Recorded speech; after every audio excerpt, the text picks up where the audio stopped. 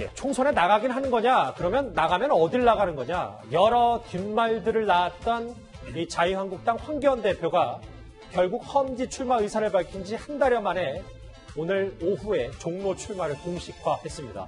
이 총선 판도를 좌우할 수 있는 빅매치가 결국 성사가 된 건데요. 오늘 그의 출마의 변부터 먼저 들어보겠습니다. 저 황교안 종로 지역구 출마를 선언합니다. 지금 이 대결 관련한 여론조사에서 사실 좀 뒤지고 있는 부분도 사실이거든요. 이런 부분 좀 어떻게 극복하실지. 제가 이번 종로 선거에서 이기려고 하는 상대방은 문재인 정권입니다. 어떤 1대1의 경쟁이 아니고 문재인 정권과 저 황교안과의 싸움입니다.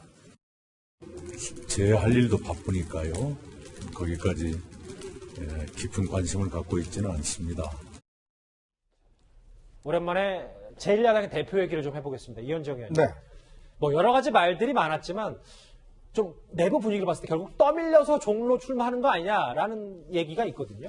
모양새가 그렇게 됐습니다. 결국 뭐 변환 끝에서 결정한 것 같은데요. 왜냐하면 지금 자유한국당 공천관리위원회가 어제 오늘 이 회의를 열어서 최종적 입장을 하기로 하다가 갑자기 날짜를 10일로 바꾸면서 두 가지 안을 줬다고 그래요. 즉 종로 출마냐 아니면 불출마냐. 맞아요. 어떤 면에서 보면 뭐 양당간에 결정을 하라라고 준 것이고 황교안 대표도 결국 결정을 내려야 되는 상황이었죠. 그러다가 또 오늘 그 유승민 지금 새보수당 이 보수혁신위원장이 아마 회동을 제안한 것 같아요. 네. 즉 보수 통합도 어느 정도 좀 이루어지고 그러면서 본다면 본인이 아마 거치를 이제 결정을 해야 될 단계가 아닌가라고 해서 이제 결정을 이번에 한 것 같은데 물론 뭐 일단 이제 선거라는 게 이제 해봐야 정치라는 게 생물이지만 해봐야 알겠습니다만은 그러나 어쨌든 간에 결국 햄릿형 지도자 아닌가라는 그런 비판은 피할 수가 없을 겁니다. 조금 더 풀어주시면요. 그렇죠. 이게 뭐냐면 할까요 말까요 결정을 못하고 계속 결정장애에 어떤 있는 듯한 그런 모습을 비춰줌으로 해서 정말 뭔가 치고 나가는 이런 모습이 아니라 떠밀려서 나가는 어떤 모습들 이게 과연 앞으로 도움이 될지 지켜보겠습니다. 뭐 구장차장 결국 네. 뭐 돌고 돌아 어찌됐건 빅매치가 성사가 됐는데 네. 그럼 누가 이깁니까? 누가 이기는지는 모르지만 누가 결정을 하는지는 정확히 알고 있습니다. 4월 15일에 네. 이 만 18세 이상 종로 구민 가운데 네. 투표하신 분들이 결정합니다.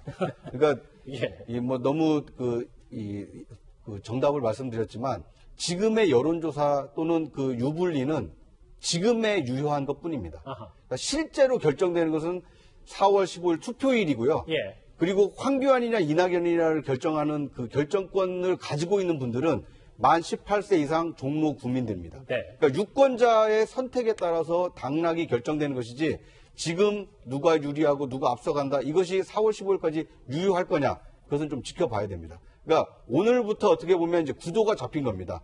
그러니까 이낙연 대 황교안, 황교안 대 이낙연의 대결 구도가 짜여진 거고 이 대결에 대해서 누가 더 낫겠냐라는 판단을 지금부터 이제 종로 국민들이 하실 거라고 봅니다. 구장처장 말씀은 아까 황교안 대표가 이제 종로 출마 선언할 때 취재진이 물어봤잖아요. 네. 여론조사상에서는 좀 뒤지는 것 같은데 어떠냐. 네. 그러니까 이것 자체가 이낙연 대 황교안 하라고 바로 링에 올라간 상태가 아니기 때문에 네. 4월 15일까지는 꼭 봐야 된다. 그렇습니다. 이게 지금까지는 이제 과거에 불과하고요. 예. 실제로 이제 대진표가 짜여져 있기 때문에 지금부터 누가 잘하느냐 또는 누가 더 민심을 얻느냐의 경쟁이 시작됐다고 볼 수 있을 것 같습니다. 너무 당연한 말씀을 하셔서 좀 더 구체적으로 말씀을 드리면 예.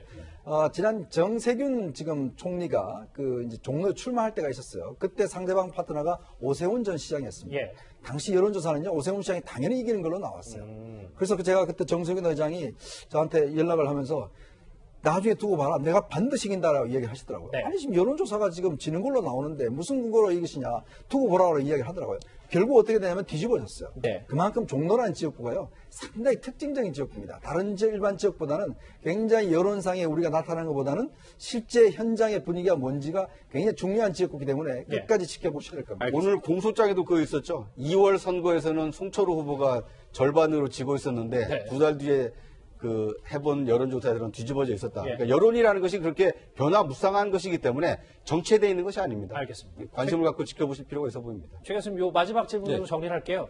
근데 또 하나의 변수가 황교안 대표가 보수 통합은 일어나서 유승민 이 세보수당 보수재건 혁신위원장과도 같이 한다면 또 종로판도 달라질 수 있는 겁니다. 뭐 그럴 가능성도 있죠. 근데 뭐 전체판에서 물론 두 사람이 갖고 있는 상징성 때문에 그렇지만 어쨌든 지역 유권자들은 지역에서 열심히 일할 사람 뽑지 않겠어요. 예. 그래서 두 사람의 인물론이 저는 중요하다고 보는데 그럼에도 불구하고 이제 유승민 의원 측에서 황교안 대표에게 만남을 제안했어요. 그 말은 어느 정도 본인이 주장을 정했다는 거 아니겠어요? 그러면 합당이나 아니면 신당 만드는 데 있어서 일정 부분 긍정적인 실효이긴 하지만 만나서 어떤 경우가 나오느냐에 따라서 합당이 될지 안 될지는 결정될 걸로 봅니다. 이 종로 빅매치가 총선은 물론이고 앞으로의 대선까지 판도 변화가 있을지 한번 저희도 주목해 보겠습니다.